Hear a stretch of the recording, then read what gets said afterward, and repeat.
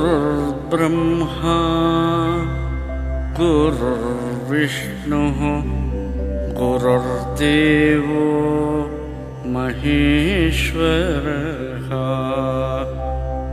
गुरुः साक्षात् परं ब्रह्म तस्मै श्री गुरवे नमः। तस्मै श्री गुरवे नमः।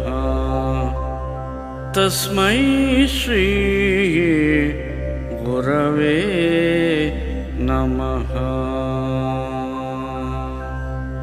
श्री गुरुभ्यो नमः।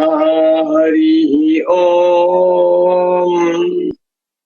शंकरं शंकराचार्यं केशवं बादरायणं सूत्रभाष्यकृतौ वन्दे भगवन्तौ पुनः पुनः। श्रुतिस्मृतिपुराणानाम् आलयं करुणालयं नमामि भगवत्पादं शंकरं लोकशंकरं।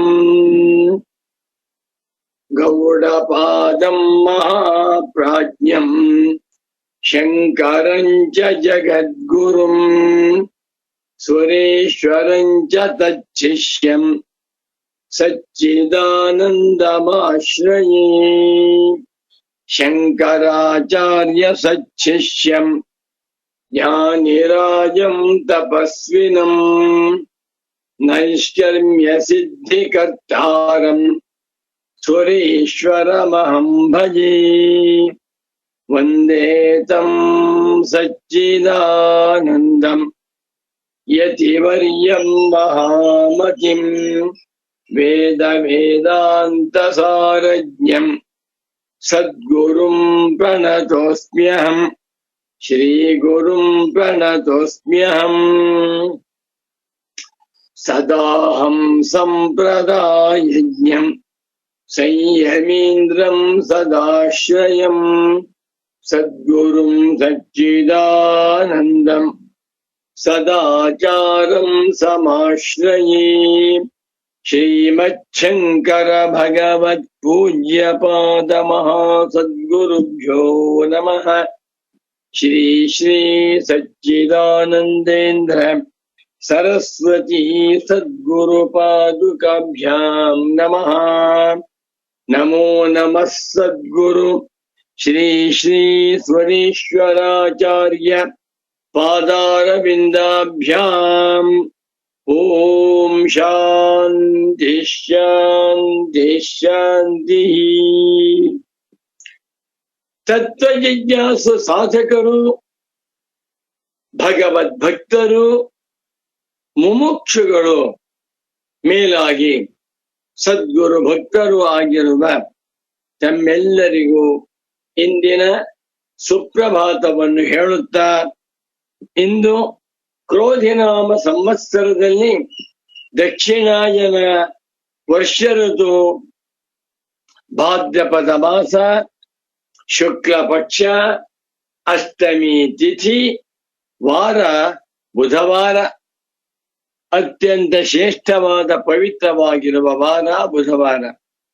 2024 ಇಸವಿ ಸೆಪ್ಟೆಂಬರ್ 11ನೇ ತಾರೀಖಿನ ಬುಧವಾರದ ಸುಪ್ರಭಾತವನ್ನು ಶುಭೋದಯವನ್ನು ತಮ್ಮೆಲ್ಲರಿಗೂ ಕೋರುತ್ತಾ, ಇಂದಿನ ನೈಷ್ಕರ್ಮ್ಯ ಸಿದ್ಧಿ ಪ್ರವಚನ ಕಾರ್ಯಕ್ರಮಕ್ಕೆ ತಮ್ಮೆಲ್ಲರಿಗೂ ಪ್ರೇಮಪೂರ್ವಕವಾದ ಹೃತ್ಪೂರ್ವಕವಾದ ಸುಸ್ವಾಗತಗಳನ್ನು ಕೋರುತ್ತಾ ಇದೀಗ ಕಾರ್ಯಕ್ರಮವನ್ನ ಪ್ರಾರಂಭ ಮಾಡೋಣ. ಖಾನಿಲಾಜ್ಞಬ್ಧರಿತ್ಯಂತಂ ಸೃಕ್ಫಣೀವೋದ್ಗತಂ ಯತಃ ಧ್ವಾಂತಚ್ಛಿದೇ ನಮಸ್ತಸ್ಮೈ ಹರಯೇ ಬುದ್ಧಿ ಸಾಕ್ಷಿಣೇ ಅಲಬ್ಧ್ವಾತಿಶಯಂ ಯಸ್ಮಾತ್ ವ್ಯಾವೃತ್ತಾಸ್ತಮಬಾಧಯಃ ಗರೀಯಸೇ ನಮಸ್ತಸ್ಮೈ ಅವಿದ್ಯಾಗ್ರಂಥಿಭೇದಿನಿ ನಮೋ ನಮಃ ಸದ್ಗುರುಪಾದುಕಾಭ್ಯಾಂ. ನೈಷ್ಕರ್ಮ್ಯ ಸಿದ್ಧಿಯಲ್ಲಿ 2ನೇ ಅಧ್ಯಾಯದ 29ನೇ ಶ್ಲೋಕವನ್ನ ನೋಡೋಣ. ದ್ವಿತೀಯಾಧ್ಯಾಯೇ ಏಕೋನತ್ರಿಂಶ ಶ್ಲೋಕಃ. ಏಕೋನತ್ರಿಂಶತಿಃ 29. ಶ್ರೀ ಸುರೇಶ್ವರಾಚಾರ್ಯ ಉವಾಚ ಯೋಯಂ ಸ್ಥಾಣುಃ ಪುಮಾನೇಶಃ ಪುಂ ಧಿಯಾಸ್ತಾಣುಧೀರಿವ ಬ್ರಹ್ಮಾಸ್ಮೀತಿ ಧಿಯಾ ಶೇಷಾ ಹ್ಯಹಂ ಬುದ್ಧಿರ್ನಿವರ್ತ್ಯತಿ. ನಮೋ ನಮಃ ಸಚ್ಚಿದಾನಂದೇಂದ್ರ ಸರಸ್ವತೀ ಸದ್ಗುರು ಪಾದುಕಾಭ್ಯಾಂ. ಈ ಶ್ಲೋಕ ತುಂಬಾ ಚೆನ್ನಾಗಿದೆ, ಅರ್ಥಗರ್ಭಿತವಾದ ಶ್ಲೋಕ. ಈ ಶ್ಲೋಕದ ಪದಚ್ಛೇದವೂ ಗೊತ್ತಿಲ್ಲ. ಪದಚ್ಛೇದ ಒಂದ್ ವೇಳೆ ಗೊತ್ತಾದರೂ ಅನ್ವಯವಂತೂ ಅರ್ಥವೇ ಆಗುವುದಿಲ್ಲ. ಅನ್ವಯ ಸಿಕ್ಕಿದರೂ ಈ ಶ್ಲೋಕದ ತಾತ್ಪರ್ಯವನ್ನ ಯಾವ ಒಣಪಂಡಿತರು ಅರಿಯಲಾರರು. ಈ ಶ್ಲೋಕದ ಹೃದಯವನ್ನ, ನಿಜವಾದ ಸ್ವಾರಸ್ಯವನ್ನ, ತಾತ್ಪರ್ಯವನ್ನ, ಆಳವನ್ನ ಬಲ್ಲಂಥವರು ಇಬ್ಬರೇ.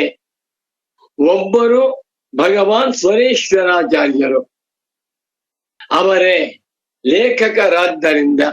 ಮತ್ತೊಬ್ಬರು ನನ್ನ ಪರಮ ಪೂಜ್ಯ ಸಚ್ಚಿದಾನಂದೇಂದ್ರ ಸರಸ್ವತಿ ಮಹಾಸ್ವಾಮಿಗಳವರು. ಅದ್ಭುತವಾಗಿದೆ ಶ್ಲೋಕ. ದಯವಿಟ್ಟು ಶ್ಲೋಕವನ್ನೆಲ್ಲ ಗಟ್ಟಿ ಮಾಡ್ಬಿಡಿ. ನಿಧಾನವಾಗಿ ಹೇಳ್ತೇನೆ. ಪದ ವಿಭಾಗವನ್ನು ಮಾಡಿ ಅನ್ವಯವನ್ನು ಹೇಳಿ ತಾತ್ಪರ್ಯವನ್ನು ಹೇಳ್ತೇನೆ.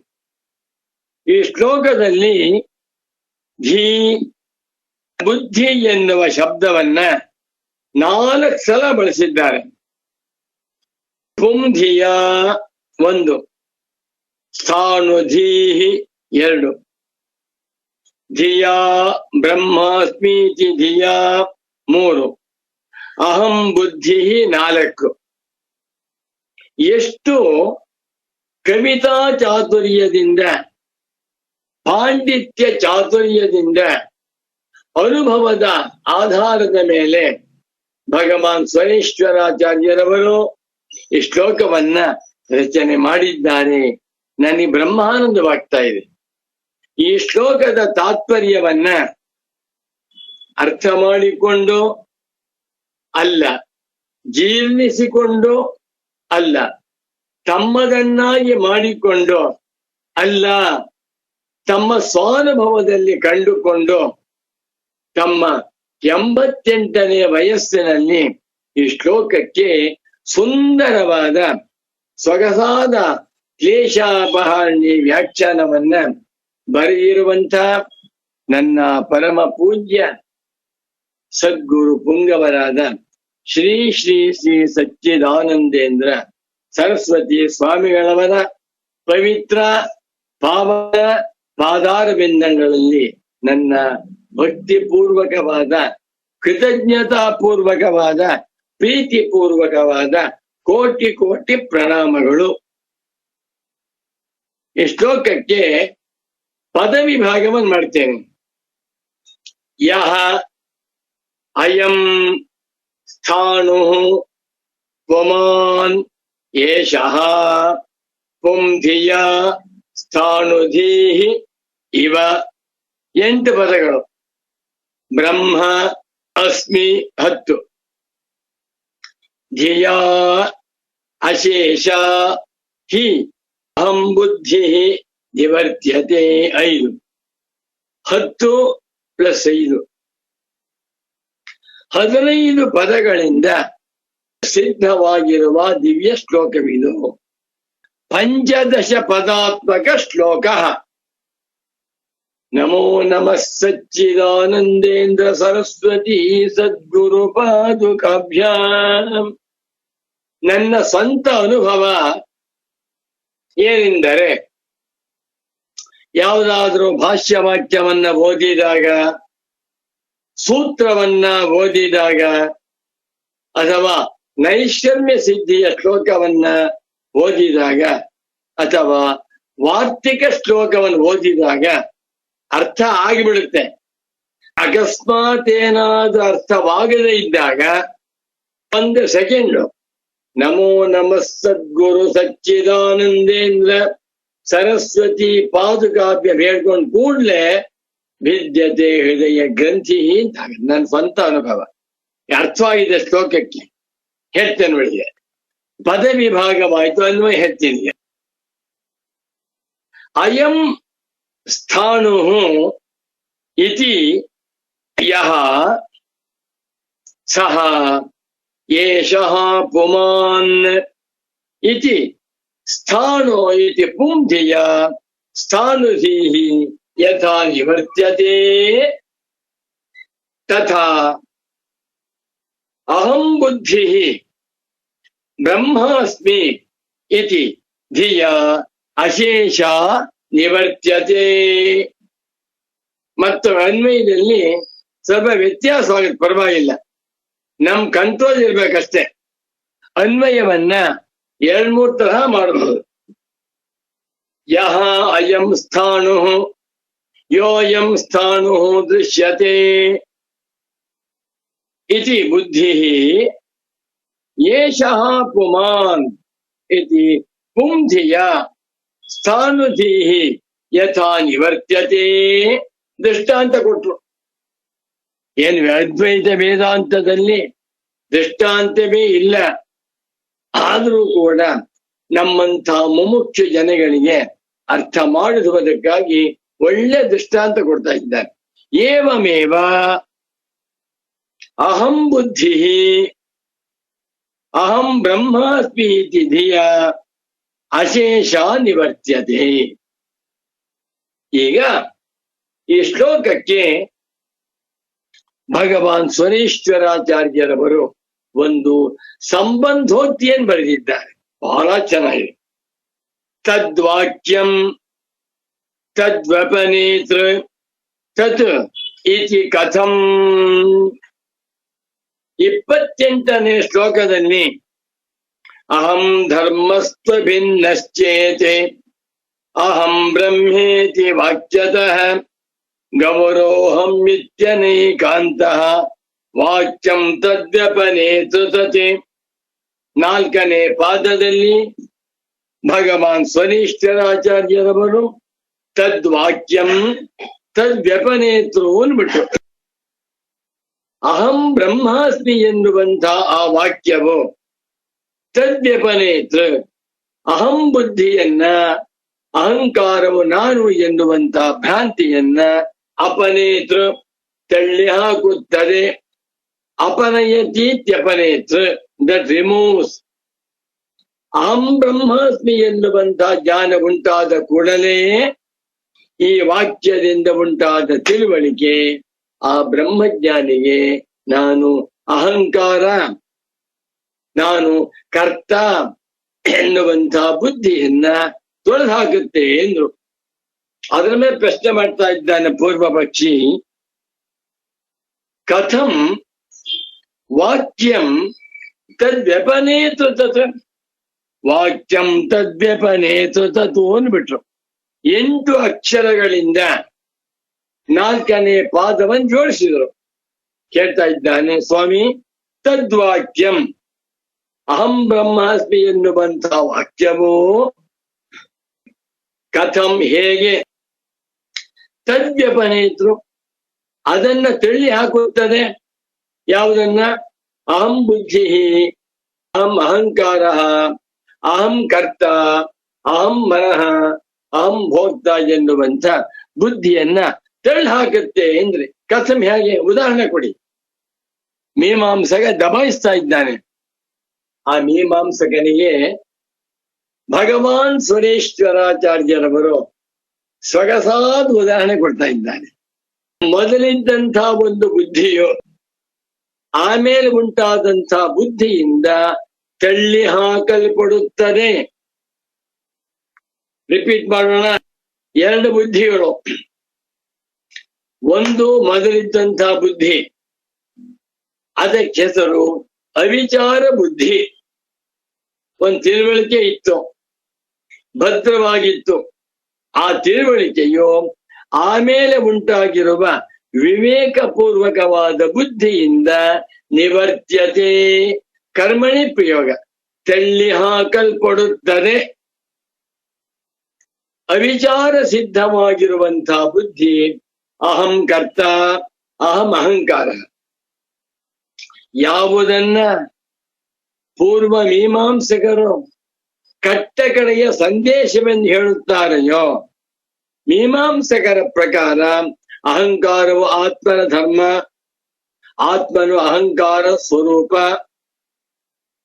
ಕರ್ತೃತ್ವ ಭೋಕ್ತೃತ್ವ ಆತ್ಮನಿಗೆ ಸ್ವರೂಪ. ಇದು ಫೈನಲ್. ಯಾವುದನ್ನ ಪೂರ್ವ ಮೀಮಾಂಸಾ ದರ್ಶನದಲ್ಲಿ ಫೈನಲ್ ಜಡ್ಜ್ಮೆಂಟ್ ಅಂತ ಹೇಳ್ತಾ ಇದ್ದಾರೋ ಅದನ್ನ ವೇದಾಂತಿಗಳು ಅವಿಚಾರ ಸಿದ್ಧ ಅಂತ ಇದ್ದಾರೆ. ನಾನು ಅಹಂಕಾರ ಎನ್ನುವಂಥ ಬುದ್ಧಿಯೂ ಕಾಮ, ಮುಂದೆ ವಿವೇಕದಿಂದ ಹುಟ್ಟುವಂಥ ಬ್ರಹ್ಮಾಸ್ಮಿ ಎನ್ನುವಂಥ ಬುದ್ಧಿಯಿಂದ ತಳ್ಳಿ ಹಾಕಲ್ಪಡುತ್ತದೆ. ನಿವರ್ತ್ಯತೆ, ಕರ್ಮಣ ಪ್ರಯೋಗ. ಮುಂದೆ ಕರ್ತೃಪ್ರಯೋಗವನ್ನು ಆಮೇಲೆ ಹೇಳ್ತೇನೆ. ಇಲ್ಲಿ ಪ್ರಶ್ನೆ ಮಾಡ್ತಾ ಇದ್ದಾನೆ. ತದ್ವಾಕ್ಯಂ ಬರ್ಕೊಂಬಿಡಿ. ಅಹಂ ಬ್ರಹ್ಮಾಸ್ಮಿ ಇತಿ ವಾಕ್ಯಂ ಕಥಂ, ಹೇಗೆ? ತದ್ವ್ಯಪನೇತ್ರ ಅಹಂ ಅಹಂಕಾರ ಅಹಂ ಮನಃ ಎನ್ನುವಂತ ಬುದ್ಧಿಯನ್ನ ಹ್ಯಾಕ್ ತಳ್ಳಿ ಹಾಕುತ್ತೆ ಅಂತಂದ್ರೆ ಒಂದು ಒಳ್ಳೆ ಉದಾಹರಣೆ. ಯೋಯಂ ಸ್ಥಾಣು ಪುಮಾನೇಶಃ ಪುಂ ಧಿಯಾ ಸ್ಥಾಣು ಧೀರಿವ ಬ್ರಹ್ಮಾಸ್ಮೀತಿ ಧಿಯಾ ಶೇಷ ಹ್ಯಹಂ ಬುದ್ಧಿರ್ ನಿವರ್ತ್ಯತಿ. Beautiful beautiful. ಬ್ರಹ್ಮಾನಂದವಾಗ್ತಾ ಇದೆ, ತುಂಬಾ ಸಂತೋಷ. ಈಗ ವಿವರಿಸ್ತಾ ಹೋಗ್ತೇನೆ ನೋಡಿ. ನಮಗೆ ಮೊಟ್ಟ ಮೊದಲಿಗೆ ಒಂದು ವಸ್ತುವನ್ನ ದೂರದಿಂದ ನೋಡಿದಾಗ ಸ್ವಲ್ಪ ಕತ್ತಲೆ, ತುಂಬಾ ಕತ್ತಲೆಯಲ್ಲ, ಪದಾರ್ಥ ಕಾಣಿಸ್ತಾ ಇದೆ, ಸರಿಯಾಗಿ ಕಾಣಿಸ್ತಾ ಇಲ್ಲ. ಅದನ್ನ ನೋಡಿದಾಗ ನಾನು ಇದು ಮೋಟು ಮರ ಅಂತ ತಿಳ್ಕೊಂಡ್ಬಿಟ್ಟೆ. ಒಂದು 20 ಅಡಿ ದೂರದಲ್ಲಿ ಒಬ್ಬ ಮನುಷ್ಯ ನಿಂತು ಬಿಟ್ಟಿದ್ದಾನೆ, ಸುಮ್ಮನೆ ನಿಶ್ಚಲವಾಗಿ ನಿಂತ್ಕೊಂಡಿದ್ದಾನೆ. ನನ್ನ ಮನುಷ್ಯ ಅಂತ ಗೊತ್ತಿಲ್ಲ. ಅವನನ್ನ ನಾನು ಯೋಯಂ ಸ್ಥಾಣು, ಇದೊಂದು ಮೋಟು ಮರ ಅಂತ ತಿಳ್ಕೊಂಬಿಟ್ಟೆ. ನನ್ನ ಮನಸ್ಸಿನಲ್ಲಿ ಇಲ್ಲೊಂದು ಮೋಟು ಮರವಿದೆ ಎನ್ನುವಂತ ಬುದ್ಧಿ ಬಂದೆ. ತೆಂಗಿನ ಮರ ಎಲ್ಲ ಕೊಳಸೋಗಿದೆ, ಮೇಲ್ಗಡೆಯಲ್ಲಿ ಗರಿ ಎಲ್ಲ ಬಿದ್ದೋಗಿದೆ, ಒಂದು 4-5 ಅಡಿ ಎತ್ತರದಲ್ಲಿ, ಅಥವಾ ಒಂದು ಮಾವಿನ ಮರ ಅಥವಾ ಅಡಿಕೆ ಮರ, ಹುಣಸೆ ಮರ, ಅದೆಲ್ಲ ಒಣಗೋಗಿದೆ, ನಿಂತಿದೆ. ನಾನು ನೋಡ್ಬಿಟ್ಟು ಓಹೋ ಇದು ಮೋಟು ಮರ ಅಂತ ತಿಳ್ಕೊಂಡೆ. ನನ್ನ ಮನಸ್ಸಿನಲ್ಲಿ ಬುದ್ಧಿ ಬಂತಿವಾಗ ಇದು ಮೋಟು ಮರ. ಯೋಯಂ ಸ್ಥಾಣು, ಇಲ್ಲಿ ಕಾಣುತ್ತಿರುವಂತಹ ಪದಾರ್ಥ ಮೋಟು ಮರ ಅಂತ ತಿಳ್ಕೊಂಡೆ. ಅದು ನಿಶ್ಚಯ ಜ್ಞಾನವಾಗಿಬಿಟ್ಟಿದೆ. ಹತ್ತಿರಕ್ಕೆ ಹೋದೆ, ಬೆಳಕನ್ನ ತಂದು ದೀಪದಿಂದ ಅದನ್ನ ನೋಡಿದೆ, ಗೊತ್ತಾಯಿತು. ಅವನೊಬ್ಬ ಮನುಷ್ಯ, ಅವನೊಬ್ಬ ಕಳ್ಳ, ಅಥವಾ ನನ್ನ ಸ್ನೇಹಿತ. ಅವನು ನಿಂತ್ಕೊಂಡ್ಬಿಟ್ಟು ಮರವನ್ನು ನೋಡ್ತಾ ಇದ್ದಾನೆ. ಈ ಪಕ್ಕದ ಮರದಲ್ಲಿ ಎಷ್ಟು ತೆಂಗಿನಕಾಯಿ ಲೆಕ್ಕ ಮಾಡ್ತಾ ಇದ್ದಾನೆ. ಅಲ್ಲಾಡ್ತಾ ಇಲ್ಲ, ಸ್ಥಿರವಾಗಿದ್ದಾನೆ, ಅಚಲವಾಗಿ ನಿಂತಿದ್ದಾನೆ. ನಾನು ಮೋಟು ಮರವನ್ನ ನೋಡಿಬಿಟ್ಟು ಮೋಟು ಮರ ಅಂತ ತಿಳ್ಕೊಂಡ್ಬಿಟ್ಟೆ. ಆಮೇಲೆ ನೋಡ್ತೇನೆ, ಇದು ಮೋಟು ಮರವಲ್ಲ, ಏಷಃ ಪುಮಾನ್, ಏಷಃ ಸ್ಥಾಣು ನ ಸ್ಥಾಣು ಕಿಂತು ಪುಮಾನ್, ಒಬ್ಬ ಮನುಷ್ಯ ಅಂತ ಗೊತ್ತಾಯ್ತು. ಈಗ ಮುಂಚೆ ಇದ್ದಂತಹ ತಿಳುವಳಿಕೆ ಇದೊಂದು ಮರ, ಸಣ್ಣ ಮರ, 4-5 ಅಡಿ ಎತ್ತರದ ಮರ. ಹತ್ತಿರಕ್ಕೆ ಹೋದ್ಮೇಲೆ ಗೊತ್ತಾಯ್ತು ಏಷಃ ಪುಮಾನ್, ಏಷಃ ಇದು ಮೋಟು ಮರವಲ್ಲ, ಒಬ್ಬ ಮನುಷ್ಯ. ಆ ಮನುಷ್ಯ ಕಳ್ಳ ಇರಬಹುದು, ನಮ್ ಸ್ನೇಹಿತ ಇರಬಹುದು, ನನ್ ಮಗನೇ ಇರಬಹುದು, ಅಥವಾ ನಮ್ಮ ರೈತ ಇರಬಹುದು. ಮೊದಲಿದ್ದದ್ದು ಏಷಃ ಸ್ಥಾಣು, ಏನು ಮೋಟು ಮರ ಅಂತ ಕಾಣಿಸ್ತಾ ಇತ್ತೋ ಅದು ಪುಮಾನೇಶಃ, ಮೋಟು ಮರವಲ್ಲ, ಇದು ಮನುಷ್ಯ ಅಂತ ಗೊತ್ತಾಯ್ತು. ಯಾದ್ರಿಂದ ಪುಂಧಿಯ ಪುಮಾನ್ ಇತಿ ಧೀಹಿ ಪುಂಧೀಹಿ, ಮನುಷ್ಯನು ಇವನು ಎನ್ನುವಂತಹ ತಿಳುವಳಿಕೆ, ಇದಕ್ಕೆ ಹೆಸರು ಪುಂಧೀಹಿ. ತಯ ಪುಂಧಿಯ, ಇವನು ಮನುಷ್ಯನೇ ಹೊರತು ಮೋಟು ಮರವಲ್ಲ ಎನ್ನುವಂತ ಧಿಯ ಬುದ್ಧಿಯಿಂದ ನನ್ಗೇನಾಯ್ತು, ಸ್ಥಾನುಧೀಹಿ ನಿವರ್ತ್ಯತೆ, ಇದು ಮೋಟು ಮರ ಎನ್ನುವಂತಹ ತಿಳುವಳಿಕೆಯು ನಿವರ್ತ್ಯತೆ, ತಳ್ಳಿ ಹಾಕಲ್ಪಡುತ್ತದೆ. ನಿವರ್ತ್ಯತೆ ಹೋಗಲಾಡಿಸಲ್ಪಡುತ್ತದೆ, ನಿವರ್ತ್ಯತೆ ದೂರ ಮಾಡಲ್ಪಡುತ್ತದೆ. ದೃಷ್ಟಾಂತ ಬೇರೆ ತರವೂ ಅರ್ಥ ಮಾಡಬಹುದು. ನನ್ನ ಗುರು ಹೇಳಿದ್ರು, ಒಬ್ಬ ಮನುಷ್ಯ ಅನ್ಕೊಂಬಿಟ್ಟೆ. ದೂರದಿಂದ ನೋಡಿದಾಗ ನಾ ತೋಟಕ್ಕೆ ಹೋಗ್ತಾ ಇದ್ದೇನೆ, ಅಲ್ಲಿ ನಿಜವಾಗಿರುವಂತಹದ್ದು ಮೋಟು ಮರ. ನಾನು ಕಳ್ಳ ಅನ್ಕೊಂಬಿಟ್ಟೆ. ಆ ತೋಟದಲ್ಲಿ ಪರಂಗಿ ಹಣ್ಣು, ಮಾವಿನ ಹಣ್ಣು, ಕಿತ್ಲೆ ಹಣ್ಣು ಎಲ್ಲ ಬೇಕಾದಾಗ ಬಿಟ್ಟಿದೆ. ಕೊಯ್ಲಿಗೆ ಬಂದೆ. ದೂರದಿಂದ ನೋಡಿಬಿಟ್ಟು ಓಹೋ ಇದೊಂದು ಮೋಟು ಮರ ಅನ್ಕೊಂಡೆ. ಹತ್ತಕ್ಕೆ ಹೋಗಿ ನೋಡಿದ್ರೆ ಪುರುಷ. ಇನ್ನಂತ ಹೇಳ್ಬೇಕು ಅಂದ್ರೆ ಅಲ್ಲಿ ನಿಜವಾಗಿರುವಂಥವನು ಒಂದು ಮೋಟು ಮರವೇ ಇದೆ. ನಾನು ಪುರುಷ ಅನ್ಕೊಂಡ್ಬಿಟ್ಟೆ. ಅವನ್ನ ಹತ್ತಿರಕ್ಕೆ ಹೋಗಿ ನೋಡಿದಾಗ ಪುರುಷನಲ್ಲ ಮೋಟು ಮರ ಅಂತ ಗೊತ್ತಾಯ್ತು. ಎರಡೂ ಇದೆ. ಮೋಟು ಮರವನ್ನ ಪುರುಷ ಅಂತ ತಿಳ್ಕೊಳ್ಬಹುದು, ಪುರುಷನನ್ನ ಮೋಟು ಮರ ಅಂತ ತಿಳ್ಕೊಳ್ಬಹುದು. ಇಲ್ಲಿ ಭಗವಾನ್ ಸುರೇಶ್ವರಾಚಾರ್ಯರವರು ಇರುವುದು ಪುರುಷ, ಕಾಣುತ್ತಿರುವುದು ಮೋಟು ಮರ. ಯಾವುದು ಇಲ್ಲಿ ನನಗೆ ಮೋಟು ಮರವಾಗಿ ಕಾಣಿಸುತ್ತಿತ್ತೋ ಅದು ಮನುಷ್ಯನು. ಇದು ಇವನು ಮನುಷ್ಯ ಎನ್ನುವಂತ ತಿಳುವಳಿಕೆ ಬಂದ ಕೂಡಲೇ ಸ್ಥಾನುಧಿ, ಇದು ಮೋಟು ಮರ ಎನ್ನುವಂತ ತಿಳುವಳಿಕೆ ಹೇಗೆ ನಿವೃತ್ತಿ ಆಗುತ್ತದೆಯೋ ಅರ್ಥವಾಯ್ತಲ್ವೇ? ಯೋ ಎಂ ಸ್ಥಾಣು, ಇದು ಪ್ರಸಿದ್ಧವಾದ ಒಂದು ವಾಕ್ಯ. ಯೋ ಎಂ ಸ್ಥಾಣು ಪುಮಾನೇಶಃ, ಏನ್ ಮೋಟು ಮರ ಅಂತ ಕಾಣಿಸ್ತಾ ಇದೆಯೋ ಇದು ನಿಜವಾಗಿ ಮೋಟು ಮರವಲ್ಲ. ಏಷಃ ಪುಮಾನ್, ಇದು ಒಬ್ಬ ಮನುಷ್ಯ ಅಂತ ಗೊತ್ತಾದಾಗ ಪುಂಧಿಯ, ಇದು ಮನುಷ್ಯ ಎನ್ನುವಂತ ತಿಳುವಳಿಕೆ ಬಂತು. ಇವನು ಮನುಷ್ಯ ಎನ್ನುವಂತ ತಿಳುವಳಿಕೆಯಿಂದ ಸ್ಥಾನುಧೀಹಿ, ಇದು ಮರ, ಮೋಟು ಮರ ಎನ್ನುವಂತ ತಿಳುವಳಿಕೆಯು ಇವನ್ ಯಥ ಹೇಗೆ ನಿವೃತ್ತಿ ಆಗುತ್ತದೆಯೋ ಅದನ್ನ ಹತ್ತಿರಕ್ಕೆ ಹೋಗಿ ನೋಡಿದ, ಅಯ್ಯೋ ಇವನು ನಮ್ಮ ಸ್ನೇಹಿತ, ಮೋಟು ಮರವಲ್ಲ ಅಂತ ತಿಳ್ಕೊಂಡ.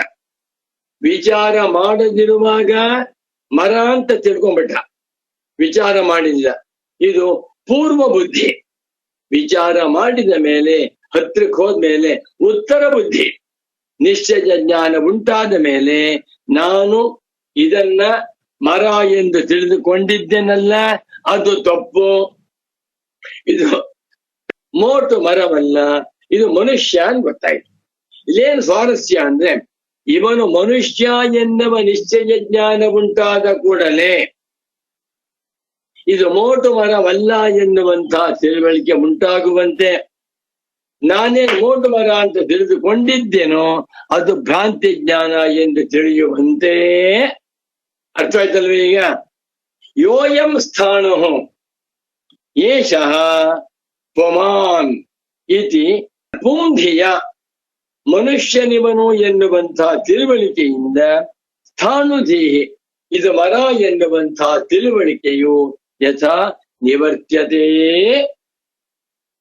ದೃಷ್ಟಾಂತ ದಾಷ್ಟಾಂತ ಏವಮೇವ ಅಹಂ ಬುದ್ಧಿ, ಅಹಂ ಸುಬ್ರಾಯ ಶರ್ಮಾ, ಅಹಂ ಗಾಯತ್ರಿ, ಅಹಂ ಸಾವಿತ್ರಿ, ಅಹಂ ಕೃಷ್ಣಮೂರ್ತಿ, ಅಹಂ ಬ್ರಾಹ್ಮಣ, ಅಹಂ ಕರ್ತ, ಅಹಂ ಎಂಜಿನಿಯರ್, ಅಹಂ ಡಾಕ್ಟರ್, ಅಹಂ ವಿದ್ವಾನ್, ಅಹಂ ದರಿದ್ರ, ಬೇಕಾದಷ್ಟಿದೆ. ಇದಕ್ಕೆ ಹೆಸರು ಅಹಂ ಬುದ್ಧಿ, ನಾನು ಎನ್ನುವ ಬುದ್ಧಿ. ಅಹಂಕಾರವೇ ನಾನು ಎನ್ನುವಂತಹ ತಿಳುವಳಿಕೆಯು ಬ್ರಹ್ಮಾಸ್ಮೀತಿ ಧಿಯ.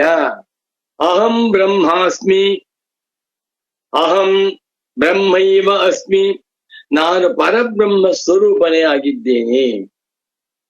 ಚಿದಾನಂದ ರೂಪ ಶಿವೋಹಂ ಶಿವೋಹಂ.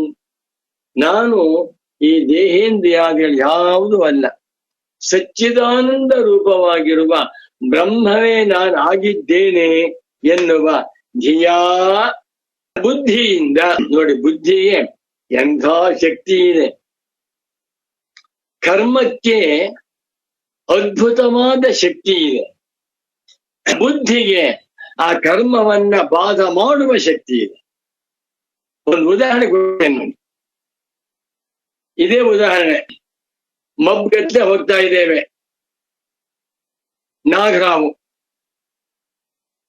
ನಾಗರಾವಿದೆ ಭ್ರಮೆ ಬಂದ್ಬಿಡ್ತು. ನಾಗರಾವಿದೆ, 50 ಜನ ವಾಕ್ ಮಾಡ್ತಾ ಇದ್ದಾರೆ. 50 ಜನಗಳ ಮನಸ್ಸಿನಲ್ಲಿ ಇದು ನಾಗರಾವು ಅನ್ನುವಂತ ಭ್ರಾಂತಿ ಬಂದೋಯ್ತು. 50 ಜನ ಸೇರಿ ಕರ್ಮ ಮಾಡ್ತಾ ಇದ್ದಾರೆ. ಒಬ್ಬ ಓಡ್ ಹೋಗ್ತಾ ಇದ್ದಾನೆ, ಇನ್ನೊಬ್ಬ ದೊಣ್ಣೆ ತಗೊಂಡ, ಇನ್ನೊಬ್ಬ ಬಟ್ಟೆ ತಗೊಂಡ, ಇನ್ನೊಬ್ಬ ಫೋನ್ ಮಾಡ್ತಾ ಇದ್ದಾನೆ. 50 ಜನ 50 ತರಹ ಕರ್ಮ ಮಾಡ್ತಾ ಇದ್ದಾರೆ. ಅವರೆಲ್ಲ ಟೆನ್ಷನ್ ಕೂಡ್ಬಿಟ್ಟಿದ್ದಾರೆ, ನಾಗರಾವ್ ಅಂತ. ಒಬ್ಬ ಬುದ್ಧಿವಂತ ಬಂದ, ಹತ್ರಕ್ಕೆ ಹೋದ, ಇದ ನಾಗರಾವಲ್ಲ ಹಗ್ಗ ಅಂದ. 50 ಜನಗಳಿಗೆ ಇದ ನಾಗರಹಾವಲ್ಲ ಹಗ್ಗ ಎನ್ನುವ ಬುದ್ಧಿ ಬಂತು. ಆ ಬುದ್ಧಿಯು ಇವರು ಮಾಡುತ್ತಿದ್ದಂತ 50 ರೀತಿಯ ಕರ್ಮಗಳನ್ನ ಬಾಧ ಮಾಡಕ್ ಕೊಡ್ತು. ಯಾರು ಫೋನ್ ಮಾಡಕ್ ಹೋಗುದಿಲ್ಲ, ಕೋಲ್ ತಗೊಂಡು ಹೊಡಿಯಕ್ ಹೋಗುದಿಲ್ಲ, ಓಡ್ ಹೋಗುವುದಿಲ್ಲ. ಏನ್ ಮಾಡಿದೆ? ಯಾಕೆ? ಬುದ್ಧಿ ಬಂದೈತಿ.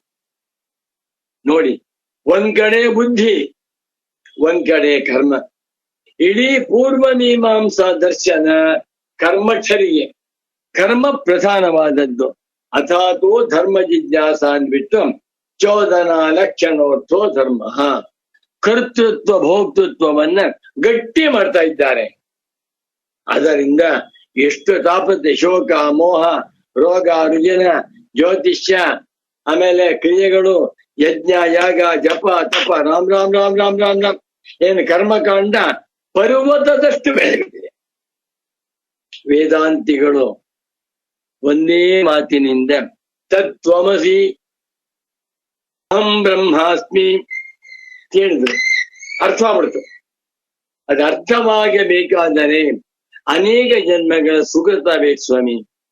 ನಾ ತಿಳ್ಕೊಂಡಿದ್ದೇನೆ, ವೇದಾಂತ ಗ್ರಂಥಗಳನ್ನ ಮುಟ್ಟಬೇಕಾದ್ರೆ, ವೇದಾಂತ ಗ್ರಂಥಗಳನ್ನ ದರ್ಶನ ಮಾಡಬೇಕಾದ್ರೆ, ಅದ್ವೈತ ಶಾಂಕರ ವೇದಾಂತ ಗ್ರಂಥಗಳನ್ನ ಓದಬೇಕಾದ್ರೆ, ಅಧ್ಯಯನ ಮಾಡಬೇಕು ಅಂದ್ರೆ, ಅದ್ವೈತ ವೇದಾಂತ ದರ್ಶನದ ಪ್ರವಚನಗಳನ್ನ ಕೇಳಬೇಕು ಅಂದ್ರೆ ಹಿಂದಿನ 100 ಜನ್ಮಗಳ ತಪಸ್ಸನ್ನು ಮಾಡಿರ್ಬೇಕು. ಇಲ್ಲದೆ ಹೋದ್ರೆ ಖಂಡಿತ ಬರದಿಲ್ಲ. ನಾನು ಅನೇಕ ಕಡೆ ನೋಡ್ತೇನೆ, ಅವರು ಹೋಮ ಹವನ ಮಾಡ್ತಾ ಕುಣಿತಿರ್ತಾರೆಯೇ ಹೊರತುವೆ ವೇದಾಂತ ಗ್ರಂಥ ಬೇಡ ಅಂತಾರಪ್ಪ, ಸಂತೋಷ. ಆದ್ದರಿಂದ ಯಾವ ಪುಣ್ಯಾತ್ಮನಿಗೆ ಅನೇಕ ಜನ್ಮ ಸಂಸ್ಕಾರವಾಗಿದೆಯೋ ಅವನಿಗೆ ಅರ್ಥವಾಗುತ್ತೆ. ನಹಿ ಜ್ಞಾನೀಯ ಸದೃಶಂ. ಒಟ್ಟಿನಲ್ಲಿ ಪರ್ವತದಷ್ಟು ಕರ್ಮಗಳು ನಡೀತಾ ಇದೆ. ಒಂದೇ ಒಂದು ಸಲ ಅಂಥವರಿಗೆ ಬುದ್ಧಿ ಉಂಟಾಗಿಬಿಟ್ರೆ ಏನಂತ? ಅಹಂ ಬ್ರಹ್ಮಾಸ್ಮಿ. ಈ ಬುದ್ಧಿಯಿಂದ ಅಹಂ ಬುದ್ಧಿ, ನಾನು ಎನ್ನುವ ಅಹಂಕಾರ ಬುದ್ಧಿ, ನಾನು ಕರ್ತ ಭೋಕ್ತ ಎನ್ನುವಂತಹ ಬುದ್ಧಿಯು ಅಶೇಷ, ಆಲ್ ಟುಗೆದರ್, ಕಂಪ್ಲೀಟ್ಲಿ ಸಂಪೂರ್ಣವಾಗಿ ನಿವರ್ತ್ಯತೆ ತಳ್ಳಿ ಹಾಕಲ್ಪಡುತ್ತದೆ. ಇದು ಕರ್ಮಣಿ ಪ್ರಯೋಗ. ಪೂಜ್ಯರಾದ ಸದ್ಗುರುಗಳು ಮಗು ಕರ್ತರಿ ಹೇಳಪ್ಪ ಅಂದ್ರು. ನಾನ್ ತಪ್ಪ ಹೇಳಿದೆ. ನಾನು ಹೇಳ್ತೀನಿ ಕೇಳು. ಬ್ರಹ್ಮಾಸ್ಮೀತಿ ಧಿಯಾ ಅಶೇಷಹಂ ಬುದ್ಧಿ ನಿವರ್ತ್ಯತೆ. ಅನ್ವಯ ಹೇಳ್ತೇನೆ. ಅಹಂ ಬ್ರಹ್ಮಾಸ್ಮಿ ಇತಿ ಧಿಯಾ ಅಹಂ ಬುದ್ಧಿ ಅಶೇಷ ನಿವರ್ತ್ಯತೆ. ಕರ್ಮಣಿ ಪ್ರಯೋಗ. ಕರ್ತ ಹೇಳ್ತಾನೆ ನೋಡ್ಕೊಳ್ಳಿ. ಅಹಂ ಬ್ರಹ್ಮಾಸ್ಮೀತಿ ಧೀಹಿ ಅಶೇಷಾಂ ಅಹಂ ಬುದ್ಧಿಂ ನಿವರ್ತಯತಿ. ಬಾ, ಏನ್ ಗುರುಗಳ ಪಾಠ ಅಂದ್ರೆ, ಅಹಂ ಬ್ರಹ್ಮಾಸ್ಮೀತಿ ಧೀಹಿ ಅಶೇಷಾಂ ಅಹಂ ಬುದ್ಧಿಂ ನಿವರ್ತಯತಿ. ಕರ್ತೃಪಯೋಗ. ನಾನು ಬ್ರಹ್ಮವಾಗಿದ್ದೇನೆ, ಬ್ರಹ್ಮವೇ ನಾನು ಎನ್ನುವಂತ ಬುದ್ಧಿಯು ಅಹಂ ಬುದ್ಧಿಯನ್ನ ಟೋಟಲಿ ಸಂಪೂರ್ಣವಾಗಿ ನಿವರ್ತಯತಿ, ತಳ್ಳಿ ಹಾಕಿಬಿಡುತ್ತೆ.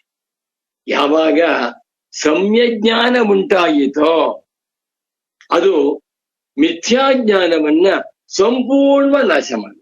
ಅಲ್ವೇ? ಯೋಚನೆ ಮಾಡಿ. ಒಂದು ಉದಾಹರಣೆ.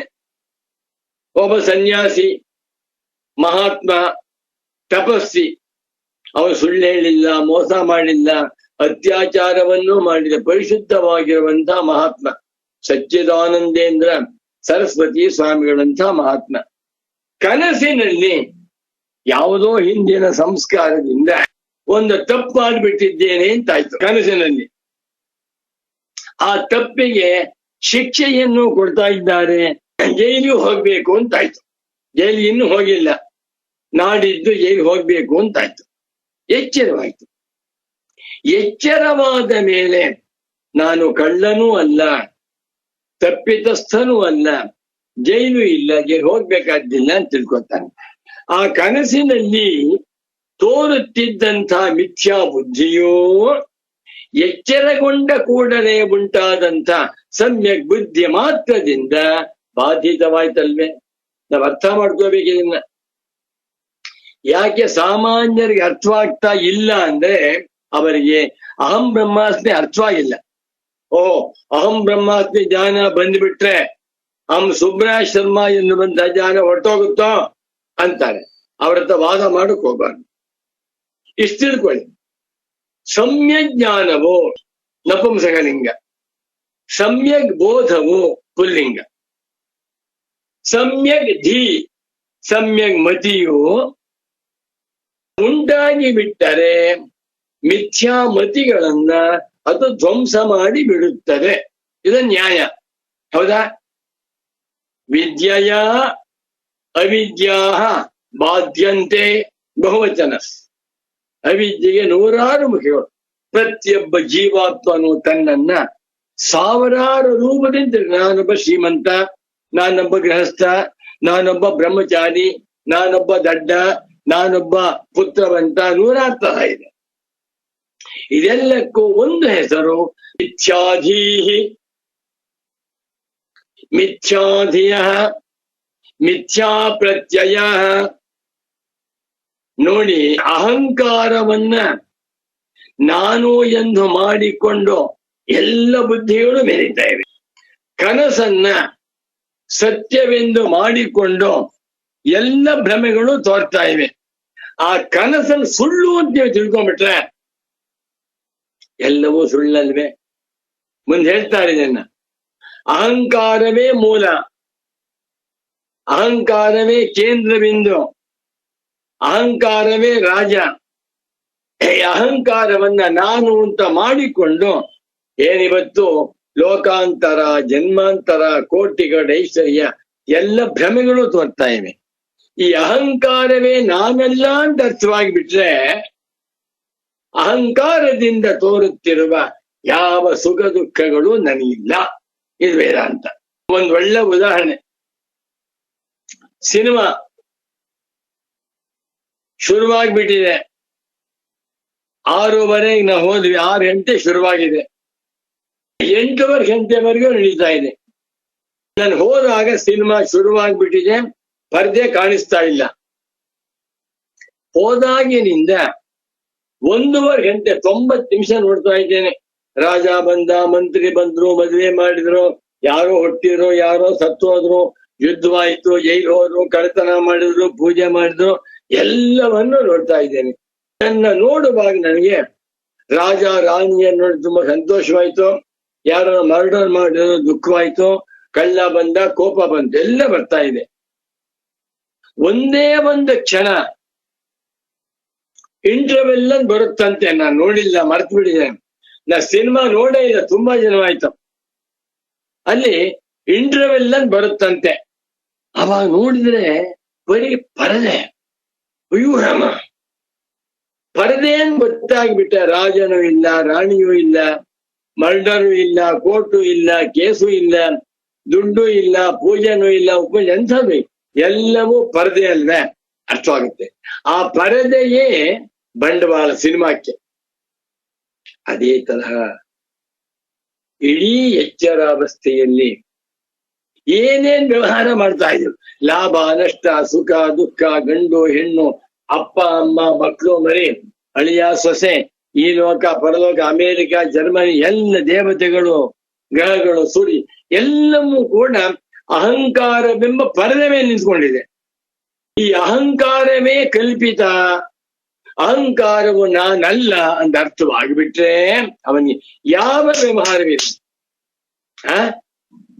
ಇದು ಸಚ್ಚಿದಾನಂದ ಸರಸ್ವತಿ ಸದ್ಗುರು ಉಪದೇಶ ಅವಾಗ ಅರ್ಥವಾಗ್ತಾ ಇತ್ತಿಲ್ಲ. ಸುಮ್ನೆ ಕೇಳ್ತಾ ಬಾ ಮಗು, ಅರ್ಥವಾಗುತ್ತೆ, ನಾನು ಅರ್ಥ ಮಾಡಿಸ್ತೀನಿ, ಇವತ್ತ ಏನೇನ್ ಪಾಠ ಮಾಡಿದ್ದೇನೋ ಅಷ್ಟು ಅರ್ಥ ಮಾಡಿಸ್ತೇನೆ, ನವರಾತ್ರ ಹೇಳ್ತಾರೆ. ಚೆನ್ನಾಗಿ ಅರ್ಥವಾಗ್ಬಿಟ್ಟಿದೆ. ಯೋಯಂ ಸ್ಥಾಣು ಪುಮಾನೇಶಃ ಪುಂಧಿಯ ಸ್ಥಾಣುಧೀರಿವ ಯೋಯಂ ಸ್ಥಾಣು ದೃಶ್ಯತೆ. ಏನ್ ಮೋಟು ಮರ ಅಂತ ಕಾಣಿಸ್ತಾ ಇದೆಯೋ ಇದು ಏಷಃ ಪುಮಾನ್, ಇದೊಬ್ಬ ಮನುಷ್ಯ ಅಂತ ಅರ್ಥವಾಗ್ಬಿಟ್ರೆ ಪುಂಧಿಯ ಮನುಷ್ಯನಿವನು ಎನ್ನುವಂತಹ ಬುದ್ಧಿ ಉಂಟಾದ ಕೂಡಲೇ ಸ್ಥಾಣುಧೀಹಿ, ಇದು ಮೋಟು ಮರ ಎನ್ನುವಂತಹ ತಿಳುವಳಿಕೆ ಯಥಾ ನಿವರ್ತ್ಯತೆ. ಅಥವಾ ಇನ್ನೊಂದು ಅರ್ಥ ಮಾಡೋಣ, ನಿಜವಾಗಿರುವಂಥವನು ಮನುಷ್ಯ, ಮೋಟು ಮರ ಅಂತ ತಿಳ್ಕೊಂಡ್ಬಿಟ್ಟೆ. ಇದು ಮನುಷ್ಯ ಎನ್ನುವಂತಹ ತಿಳುವಳಿಕೆ ಉಂಟಾಗಿಬಿಟ್ರೆ ಮೋಟು ಮರ ಇಲ್ಲ. ಇದು ಮೋಟು ಮರ ಅಂತ ತಿಳುವಳಿಕೆ ಉಂಟಾಗ್ಬಿಟ್ರೆ ಮನುಷ್ಯನೂ ಇಲ್ಲ. ಹೌದಾ? ಸಾಕು, ಅರ್ಥ ಆಯ್ತು ಅನ್ಕೋತೇನೆ. ಅದೇ ರೀತಿಯಲ್ಲಿ ಅಹಂ ಬ್ರಹ್ಮಾಸ್ಮಿ, ಪೂರ್ವ ಪಕ್ಷಿ ಅಹಂ ಬ್ರಹ್ಮಾಸ್ಮಿ ವಾಕ್ಯವನ್ನು ತಗೊಂಡು ಹೋಗ್ಬಿಟ್ಟು ನೋಡಿ, ಅಹಂ ಬ್ರಹ್ಮಾಸ್ಮಿ ಅಂತ ಹೇಳ್ತಾ ಇದ್ದಾರೆ. ಅಹಂಕಾರವೇ ಬ್ರಹ್ಮ, ಆದ್ದರಿಂದ ಆತ್ಮನು ಅಹಂಕಾರ ಸ್ವರೂಪ ತಪ್ಪರ್ಥ ಮಾಡ್ಬಿಟ್ಟ. ಹಾಗರ್ಥವಲ್ಲ. ನಿನಗೆ ವೇದಾಂತ ವಾಕ್ಯಕ್ಕೆ ಅರ್ಥ ಮಾಡು ಗೊತ್ತಿಲ್ಲ, ಗೆಟ್ ಔಟ್. ಯಾವತ್ತು ಅರ್ಧಂಬರ್ಧ ತಿಳ್ಕೊಂಡು ವಿಷಯವನ್ನೇ ತಿಳಿಯದೆ ಮಾತನಾಡಬಾರದು. ಅದರಲ್ಲೂ ವೇದಾಂತ ವಾಕ್ಯಗಳಿಗೆ ಅಪಾರ್ಥವನ್ನ ಮಾಡಬಾರದು. ಸಂಪ್ರದಾಯ ಕ್ರಮದಿಂದಲೇ ಅರ್ಥ ಮಾಡಬೇಕು. ಅಹಂ ಬ್ರಹ್ಮಾಸ್ಮಿ ಎನ್ನುವಂತಹ ವಾಕ್ಯದ ಅರ್ಥ ತಿಳಿದು ಬಿಟ್ಟರೆ ಆಗ ಅವನಿಗೆ ಅಹಂ ಬುದ್ಧಿ, ನಾನು ಮನುಷ್ಯ, ನಾನು ಕರ್ತ, ನಾನು ಪ್ರಮಾತ, ನಾನು ಶ್ರೋತ ಎನ್ನುವಂತಹ ಬುದ್ಧಿಯು ಅಶೇಷ, ವಿದೌಟ್ ಎನಿ ಲೀಸ್ಟ್ ರೆಸಿಡ್ಯೂ, ಒಂದು ಚೂರು ಶೇಷ ಉಳಿಯದಂತೆ ನಿವರ್ತ್ಯತೆ, ತಳ್ಳಿ ಹಾಕಲ್ಪಡುತ್ತದೆ ಎಂದು ಗುರುಗಳ ವಾಕ್ಯ ಒಂಚೂರು ಓದ್ತೇನೆ, ಆಸೆ ನನಗೆ. 88ನೇ ವಯಸ್ಸಿನಲ್ಲಿ ಪೂಜ್ಯ ಸದ್ಗುರು ಬರೆದಿರುವಂತಹ ವ್ಯಾಖ್ಯ ತುಂಬಾ ಜೋರಾಗಿದೆ. ಇದು ಒಂದೊಂದು ಶ್ಲೋಕವನ್ನ 3-4 ದಿನ ಮಾಡ್ಬೇಕು ನಾನು. ಏನ್ ವಿಸ್ತಾರವಾಗಿ ಬರೀತಾರೆ, ಏನ್ ಆಶ್ಚರ್ಯವಿದು. ಇದು ನಾನು ಕಂಡಂತಹ ಪ್ರಪಂಚದಲ್ಲಿ ಒಂದು 9ನೇ ವಂಡರ್ ಅಥವಾ 8ನೇ wonder, 7 wonders of the world ಅಂತ ಹೇಳ್ತಾರೆ. 8ನೇ ಆಶ್ಚರ್ಯ ಅಂದ್ರೆ 20ನೇ ಶತಮಾನದಲ್ಲಿದ್ದಂತಹ ಒಬ್ಬ ಯತಿಪುಂಗವರು ಸಿಂಪ್ಲಿಸಿಟಿ ಎಂಬಾಡಿಮೆಂಟ್, ಚಿನ್ನ ಇಲ್ಲ, ಬೆಳ್ಳಿ ಇಲ್ಲ, ಜತ್ತಾರಿ ಪಂಚೆ ಇಲ್ಲ, ಒಳ್ಳೆ ಬಾಳೆಹಣ್ಣಿಲ್ಲ, ಗೋಡಂಬಿ ಇಲ್ಲ, ದ್ರಾಕ್ಷಿ ಇಲ್ಲ, ಹೊರಿಟ್ಟು ಬಾಳೆಹಣ್ಣು ಸಪ್ಪೆ ಸಾರು ತೆಂದ್ಕೊಂಡಿದ್ದಂಥ ಒಬ್ಬ ಯತಿವರೇಣ್ಯರಾದ ಸಚ್ಚಿದಾನಂದೇಂದ್ರ ಸರಸ್ವತಿ ಸ್ವಾಮೀಜಿಯವರು ಅವರ 88ನೇ ವಯಸ್ಸಿನಲ್ಲಿ ಈ ನೈಷ್ಠವ ಸಿದ್ಧಿ ಶ್ಲೋಕಗಳಿಗೆ ಸುಂದರವಾದ ವ್ಯಾಖ್ಯಾನ ಬರೆದಿದ್ದಾರೆ. ಕ್ಲೇಶಾಪಹರಣಿ ನನ್ನ ದೃಷ್ಟಿಯಲ್ಲಿ this is the 8th wonder of the world. ವಾಕ್ಯ ಓದ್ತೇನೆ ನೋಡಿ. ಈಗ ತುಂಬಾ ಬರೆಯ ಬಹಳ ಚೆನ್ನಾಗಿದೆ. ಅಹಂ ಬ್ರಹ್ಮೇತಿ ವಾಕ್ಯಂ ಅಹಂ ಧರ್ಮತಾಪಾದಕಮಿತ್ಯುಕ್ತಂ ಅತೀತೆ ಶ್ಲೋಕೆ ತದೇವ ಕುತಃ ಇತ್ಯಾಶಂಕ್ಯ ಉತ್ತರತ್ವೇನ ಶ್ಲೋಕಮವತಾರಯತಿ ಭಗವಾನ್ ಸ್ವರೇಶ್ವರಾಚಾರ್ಯ ಯೋಯಮಿತಿ. ಇದು 172ನೇ ಪುಟ. ಯಥಾ ಕಶ್ಚಿತ್ ಮಂದಾನ್, ಇಲ್ಲಿ ಕಶ್ಚಿನ್ ಮಂದಾಂಧಕಾರೆ ಓದಬಾರದು. ಯಥಾ ಕಶ್ಚಿತ್ ಮಂದಾಂಧಕಾರೆ ಅತಿದೂರ ದೇಶೇವ ತಿಷ್ಠಂತಂ ನಿಶ್ಚಲಂ ಪುರುಷಂ ಸ್ಥಾಣುತ್ವೇನ ಗೃಹೀತ್ವಾ ತದನು ಪ್ರಕಾಶ ಸಹಾಯಸ್ಥನ್ ಸಮೀಪಂ ಗತ್ವಾ ವಾ ನಿಪುಣತರಮವೇಕ್ಷ್ಯ ಪ್ರತ್ಯೇತಿ ವ್ಯಪದಿಶತಿ ಚ ಯೋಯಂ ಸ್ಥಾಣು ಪುಮಾನೇಶಃ ಇತಿ. ಗುರು ವಾಕ್ಯ ಓದಿ ನಿಮಗೆ ಅರ್ಥವಾಗ್ಬಿಡುತ್ತೆ. ಮಂದಾಂಧಕಾರದಲ್ಲಿ ಅಥವಾ ಸ್ವಲ್ಪ ದೂರವಿರುವಾಗ ಒಂದು ಮೋಟು ಮರವನ್ನ ಕಂಡುಬಿಟ್ಟು ಮೋಟು ಮರ ಅಂತ ತಿಳ್ಕೊಂಡಿದ್ದಾನೆ. ಹತ್ತಿರಕ್ಕೆ ಹೋದ. ಪ್ರಕಾಶ ಸಹಾಯ, ಪ್ರಕಾಶ ಸಹಾಯಂ ಯಸ್ಯ ಸ, ಪ್ರಕಾಶದ ಸಹಾಯ ಬಹುವ್ರೀ ಸಮಾಸ ಉಳ್ಳವನಾಗಿ ಹತ್ತಿರಕ್ಕೆ ಹೋಗಿ ನೋಡ್ತಾನೆ. ಓಹೋ, ಇದೊಬ್ಬ ಮನುಷ್ಯ ಅಂತ ಗೊತ್ತಾಯ್ತು. ಅವನು ಹೇಳ್ತಾನೆ ಪ್ರತ್ಯೇತಿ, ಇವನು ಮನುಷ್ಯ ಅಂತ ತಿಳ್ಕೊತಾನೆ. ಈ ಮನುಷ್ಯ ಅಂತ ಉಳಿದವರಿಗೂ ಹೇಳ್ತಾನೆ. ನಾನು ಏನ್ ಮೋಟು ಮರ ಅಂತ ತಿಳಿದುಕೊಂಡಿದ್ದೇನೋ ಇವನು ಮನುಷ್ಯ ಅಂತ ಹೇಳ್ತಾನೆ. ತತ್ರ ಪುಂಧಿಯ ಉತ್ತರ ಭಾವಿನ್ಯ ಪ್ರಾಕ್ತನಿ ಸ್ಥಾನುಧೀಹಿ ಯಥಾ ನಿವರ್ತ್ಯತೆ. ಏನು ಬರೀತಾರೆ ಸ್ವಾಮಿ? ಪುಂಧಿಯ ಮನುಷ್ಯನು ಎನ್ನುವಂಥ ತಿಳುವಳಿಕೆ, ಇದು ಉತ್ತರ ಭಾವಿನ್ಯ ವಿಚಾರದಿಂದ ಆಮೇಲೆ ಉಂಟಾದಂತಹ ತಿಳುವಳಿಕೆ.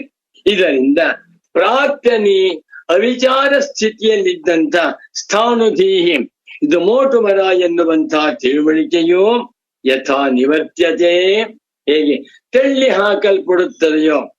ಈ ಸ್ವಾರಸ್ಯ. ಉತ್ತರ ಭಾವಿನ್ಯ, ಹೌದಾ? ಪ್ರಾಕ್ತನಿ ಯಾಕೆ ಶಬ್ದ ಹಾಕಿದ್ದಾರೆ? ಏವಮೇವ ಅಹಂ ಬ್ರಹ್ಮಾಸ್ಮಿ ಇತಿ ಶ್ರುತಿವಾಕ್ಯೋತ್ಥ ಧಿಯ. ಶ್ರುತಿವಾಕ್ಯ ಉತ್ಥ ಅಹಂ ಬ್ರಹ್ಮಾಸ್ಮಿ ಎನ್ನುವಂಥ ಶ್ರುತಿವಾಕ್ಯದಿಂದ ಉಂಟಾದಂಥ ತಿಳುವಳಿಕೆಯಿಂದ ಪೂರ್ವಂ ಲಬ್ಧ ಪ್ರಸರ, ಇದಕ್ಕಿಂತ ಮುಂಚೆ ಲಬ್ಧ ಪ್ರಸರ ಜೋರಾಗಿದ್ದಂಥ ಅಹಂ ಮನುಷ್ಯ, ಅಹಂ ಚಕ್ಷುಷ್ಮಾನ್, ಅಹಂ ಬುದ್ಧಿಮಾನ್ ಇತ್ಯಾದಿ ರೂಪ ಅಶೇಷ ಅಹಂ ಬುದ್ಧಿರಪಿ ನಿವರ್ತ್ಯತೆ ಇತಿ ನ ಚಿತ್ತಂ. ಏನ್ ಚೆನ್ನಾಗಿ ಬರೀತಾರೆ ಸ್ವಾಮಿ. ಅಂಥ ಪೂಜ್ಯ ಗುರುಗಳಿಗೆ ನಮಸ್ಕಾರ, ನಮಸ್ಕಾರ, ಮತ್ತೊಮ್ಮೆ ನಮಸ್ಕಾರ. ಗುರುಗಳೇ, ನಿಮ್ಮ ಪಾದ ಪದ್ಮಗಳಿಗೆ ಕೋಟಿ ಕೋಟಿ ನಮಸ್ಕಾರ. ನಾವೆಲ್ಲ ಉದ್ಧಾರವಾಗ್ತಾ ಇದ್ದೇವೆ. ನಿಮ್ಮ 88ನೇ ವಯಸ್ಸಿನಲ್ಲಿ ಆ ಹಣ್ಣಾದ ಬ್ರಹ್ಮ ಜ್ಞಾನದ ರಸವನ್ನ ನಮ್ಗೆಲ್ಲ ಕೊಡ್ತಾ ಇದ್ದೀರಾ. ನಿಮ್ಮಿಂದ ಲಕ್ಷಾಂತರ ಜನ ಮುಮುಕ್ಷು ಉದ್ಧಾರವಾಗಿದ್ದಾರೆ. ನಾವು ನಿಮಗೆ ಕೊಡಬಹುದಾಗಿರುವಂತಹ ಗುರು ಕಾಣಿಕೆ ಅಂದ್ರೆ ಪ್ರೇಮ ಪೂರ್ವಕವಾದ ನಮಸ್ಕಾರಗಳು.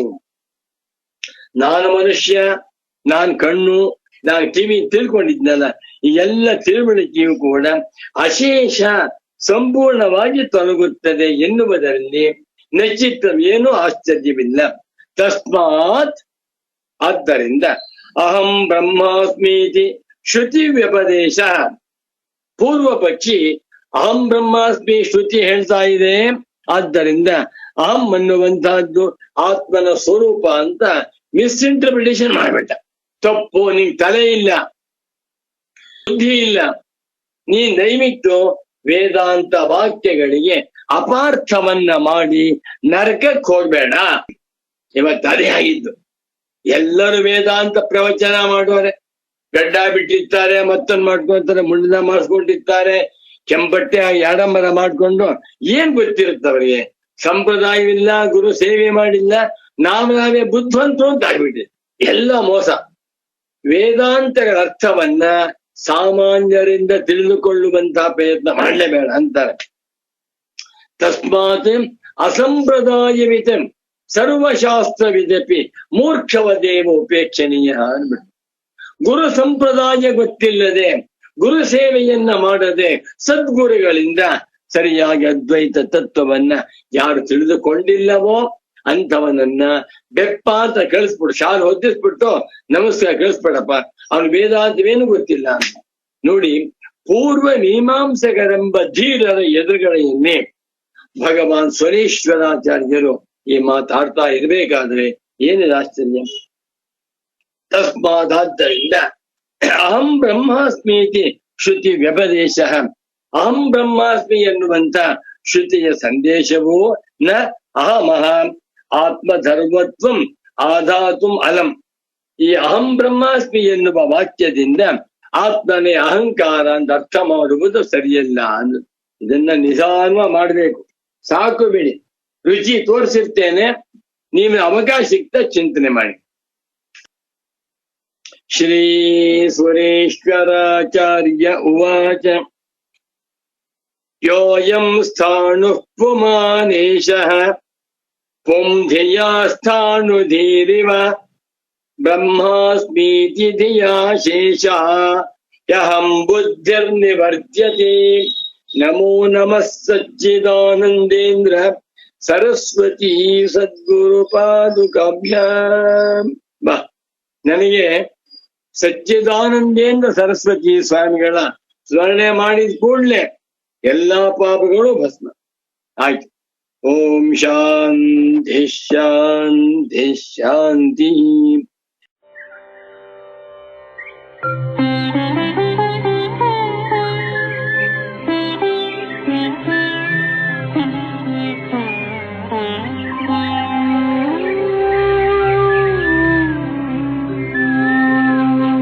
ಅಚತುರ್ವದನೋ ಬ್ರಹ್ಮ ದ್ವಿಬಾಹುರಪರೋ ಹರಿಃ ಅಫಾಲಲೋಚನ ಶಂಭುಃ ಭಗವಾನ್ ಬಾದರಾಯಣಃ.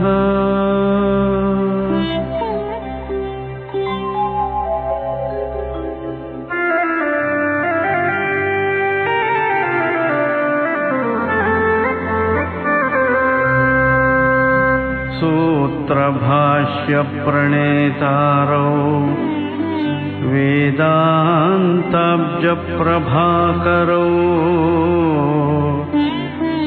वन्दे परस्परात्मानौ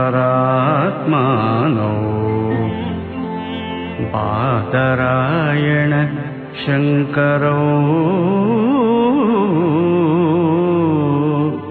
बादरायण शङ्करो.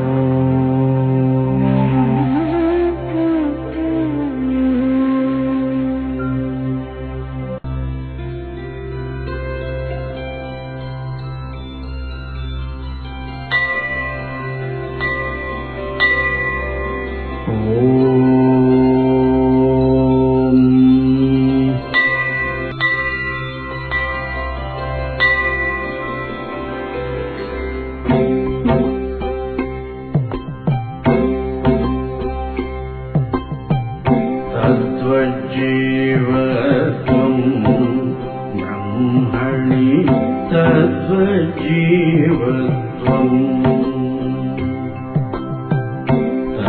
तद्वज्जीवत्वं ब्रह्मणि तद्वज्जीवत्वं तद्वज्जीवत्वं ब्रह्मणि तद्वज्जीवत्वं.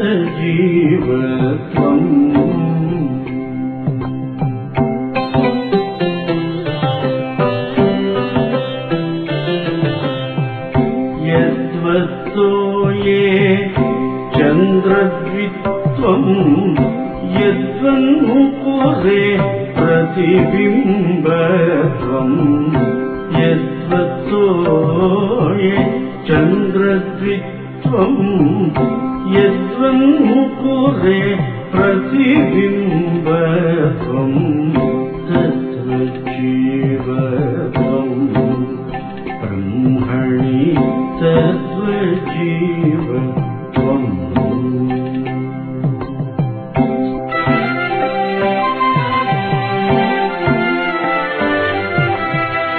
काणो यद्वत् नररूपत्वम् भानुकरे यद्वत्तोयत्वम्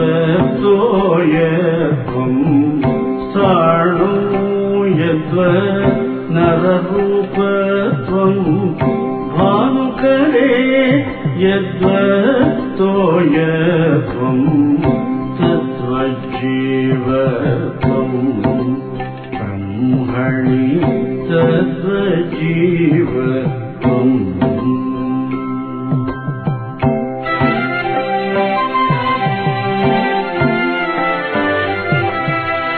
शुक्तौ यद्वत् रजतमयत्वम् रज्जौ यद्वत् प्रणिदेगत्वम् शुक्तौ यद्वत् रजतमयत्वम् रज्जौ यद्वत् प्रणिदेगत्वम् तत्त्वजीवत्वम् ब्रह्मणि तत्त्वजीवत्वम्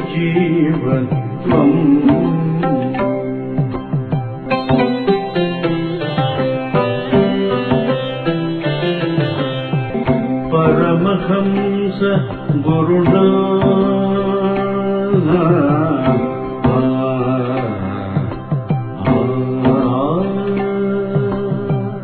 परमहंस करुणाद्वय विद्या फणिताधिकृता माया विद्या परमहंस करुणाद्वय विद्या फणिताधिकृता माया विद्या परमहंस गुरुणाद्वय विद्या फणिताधिकृता माया विद्या तत्त्वजीवत्वम् ब्रह्मणि तत्त्वजीवत्वम्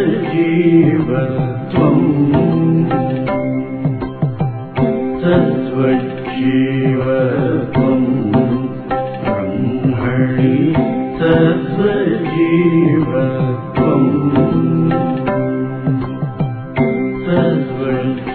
तत्त्वजीवत्वम् ब्रह्मणि तत्त्वजीवत्वम्